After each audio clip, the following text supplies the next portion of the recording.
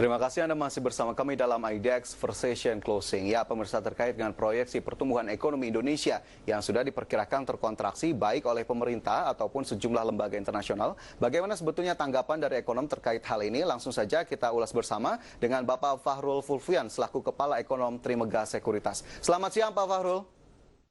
Iya, selamat siang Pak.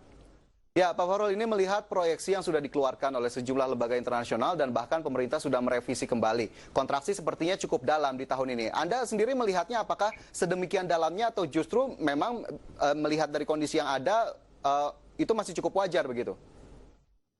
Kalau kita lihat kondisi yang ada Pak, dari data-data terakhir, data penjualan retail, terus juga kita melihat juga PMI, terus juga data penjualan mobil sampai bulan Mei, kalau ada kontraksi dalam di perekonomian, kita sebenarnya tidak terlalu kaget. Itu sebenarnya hal yang kalau untuk pasar keuangan, itu sudah diantisipasi, Pak. Oke, tapi apakah memang kuartal kedua ini akan mulai terlihat kontraksinya, Pak Fahrul? Iya, kita setuju akan mulai terlihat. Lantas apakah... Data kemarin itu penjualan mobil yang turun hampir 90%, terus juga PMI yang masih berada di kepala 2, makanya. Dan juga inflasi lebaran menarik loh Pak. Inflasi lebaran kemarin harga makanan turun. Itu kita sih lihatnya kontraksi di kuartal 2 memang tak terhindarkan. Oke, tapi jika kita berbicara angkanya sendiri, Pak Fahrul, Anda melihatnya seberapa dalam sih kontraksinya di kuartal kedua ini?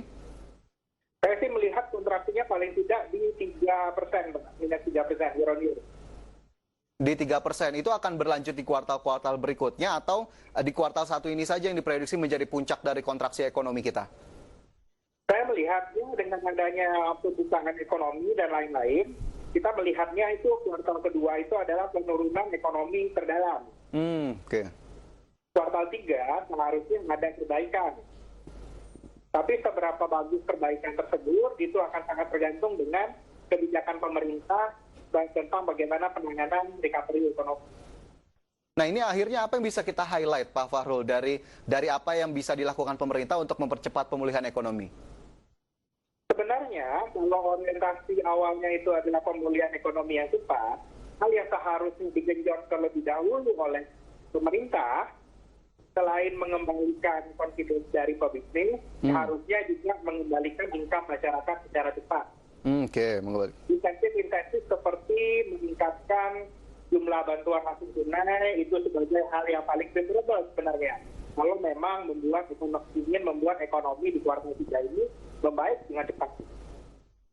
Oke, jadi memang ada perbaikan di sana yang harus dilakukan, terutama membalikan income. Tapi dilihat di sisi lain ada daya beli, kemudian juga tingkat pengangguran. Ini juga diprediksi akan cukup tajam begitu kontraksinya terjadi di sana. Apakah kemudian daya beli juga sudah mulai terlihat, Pak Fahrul, saat ini? Sudah mulai melemah? Kalau daya beli sekarang, kalau untuk kembali belum, Mas. Karena itu sebenarnya saat ini yang diantisipasi oleh Forbes, lembaga-lembaga internasional adalah itu kembalinya ekonomi itu tidak akan secepat yang diperkirakan sebelumnya.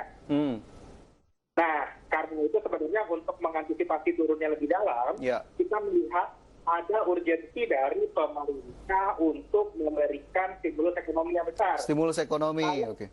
Ya, kalau kita mendengar kemarin statementnya Ibu Sri Mulyani, Ibu Sri Mulyani itu bilang di rapatnya dengan Dewan kemarin, bahwa kalau sebenarnya tidak disokong oleh pemerintah di kuartal 3 dan kuartal 4 lewat belanja negara yang material dan tepat sasaran, kita memang dimaksudkan jatuh ke lubang resesi.